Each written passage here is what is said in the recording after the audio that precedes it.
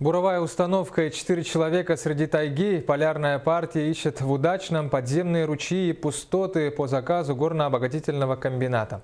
Наши коллеги побывали с полярной партией Мирнинской экспедиции на полевых работах и увидели, в каких условиях трудятся геологи. Здесь, в 18 километрах от карьера Удачный, среди тайги полярная партия ищет подземные ручьи и полости, чтобы закачивать туда рассол из шахты. Для этого бурят скважину глубиной в 300 метров. В 2 смены вахтовым методом работают машинист и его помощник. Целую неделю группа из 4 человек живет в мобильных вагончиках. Для комфортного отдыха есть спальный корпус и столовая. На условия не жалуются. Уже привыкли, живем нормально. Сейчас условия стали лучше, балки новые стали. Так что намного лучше стало, как раньше было. Буровые работы полярная партия Мирнинской геолого-разведочной экспедиции ведет по заказу Удачнинского комбината. Исследование прилежащих территорий необходимо для создания новых полигонов. Таким образом, хотят решить проблему нежелательных вод в подземном руднике Удачный. Полигоны уже Киенка, Левобережные исчерпывают себя, получается. Ну и ищем новые полигоны, куда закачивать рассол, получается, минерализованные воды. Работа сложная в таких условиях.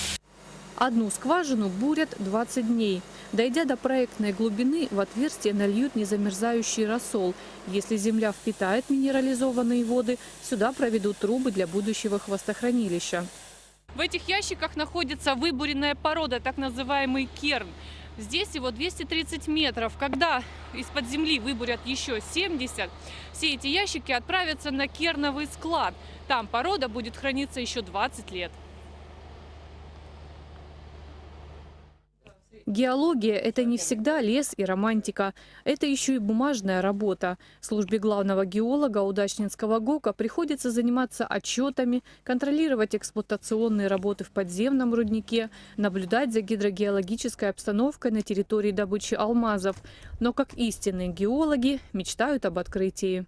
Геологи всегда надеются найти новое месторождение. Надежда умирает последней, как говорится.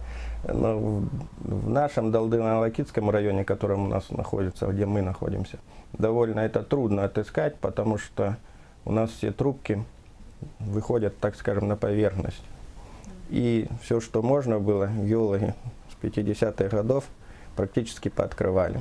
А вот южные районы, в районе Мирного, где Урбинский район, там под перекрывающими толщами, новыми способами, возможными открытия месторождений.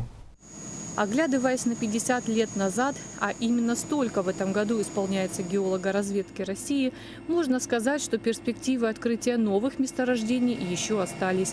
Алроса делает огромные денежные вливания в геологоразведку.